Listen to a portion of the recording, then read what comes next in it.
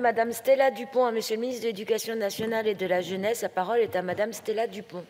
Merci Madame la Présidente. Madame la Ministre, j'ai déjà attiré l'attention de Monsieur le ministre de l'Éducation nationale sur le sujet du financement de l'accompagnement sur le temps méridien des élèves en situation de handicap scolarisés dans l'enseignement public et dans l'enseignement privé sous contrat d'association. Et c'est sur ce deuxième point que je veux revenir aujourd'hui. Dans le Maine-et-Loire, parmi les 1888 élèves notifiés pour un accompagnement humain, 594 sont scolarisés dans l'enseignement privé. Juridiquement, il incombe à l'État de rémunérer les AESH sur le temps scolaire.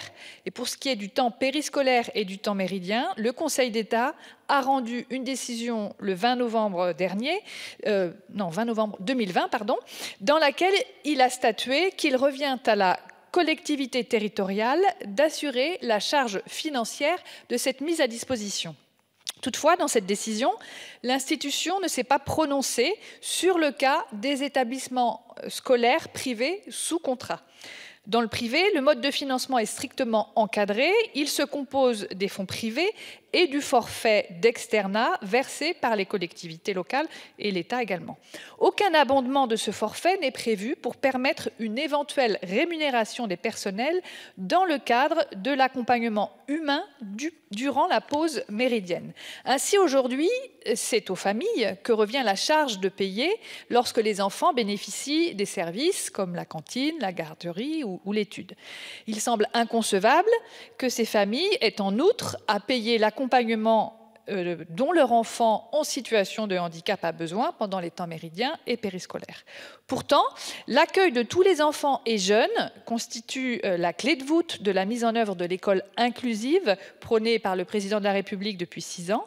Et cet accueil vise à assurer un suivi de qualité des enfants en situation de handicap et à éviter toute rupture d'égalité. Afin d'assurer la continuité scolaire et périscolaire à tous les élèves, indépendamment du lieu où ils sont scolarisés, des clarifications, Madame la Ministre, sont-elles envisagées sur le financement des temps périscolaires dans ces établissements scolaires sous contrat d'association avec l'État? Je vous remercie. Merci Madame la députée. La parole est à Madame la Ministre.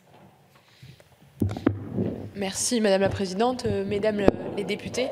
Madame la députée, le Conseil d'État, effectivement, a rendu sa décision du 20 novembre 2020 que vous avez rappelée, et il stipule qu'il n'appartient pas à l'État, mais aux collectivités d'assurer, hors temps scolaire, et vous l'avez rappelé, le temps du déjeuner et du périscolaire. De s'assurer que les enfants en situation de handicap aient effectivement accès et par conséquent la prise en charge d'un éventuel accompagnement humain.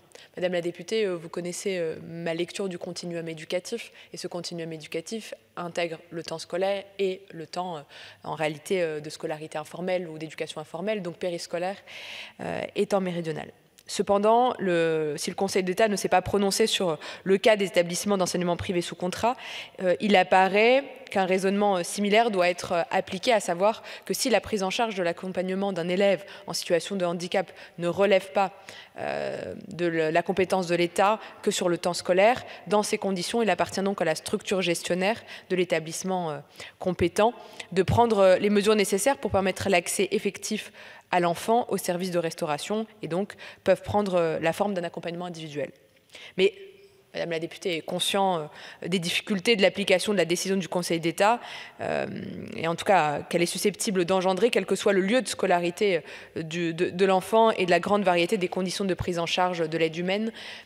Il est plus que en réalité nécessaire que se tiennent un certain nombre d'échanges. Des échanges ont commencé au niveau principalement local entre les services du ministère de l'Éducation nationale, mais également des collectivités territoriales, afin de trouver des solutions et notamment pour assurer que ce soit la même AESH qui accompagne l'élève pendant le temps pédagogique et pendant le temps du déjeuner, lorsque les prescriptions en fait le prévoient. Une circulaire d'ailleurs a été envoyée, Madame la députée, en ce sens au recteur en janvier dernier. C'était la volonté du ministre de l'Éducation afin de permettre que les AESH n'aient qu'un employeur unique, celui de l'État, à charge pour la collectivité ou les établissements privés le remboursement du prorata du temps hors scolaire. Entre-temps, le ministre de l'Éducation a passé une consigne de souplesse, afin de ne pas rompre la continuité de la prise en charge dans l'attente d'une mise en place des nouveaux contrats et de modalités de remboursement plus claires. Madame la députée, je crois que nous sommes en chemin pour trouver une solution dans l'intérêt toujours des enfants et des enfants en situation de handicap, plus spécifiquement pour cette école inclusive nécessaire. Je vous remercie. Merci Madame la Ministre. Madame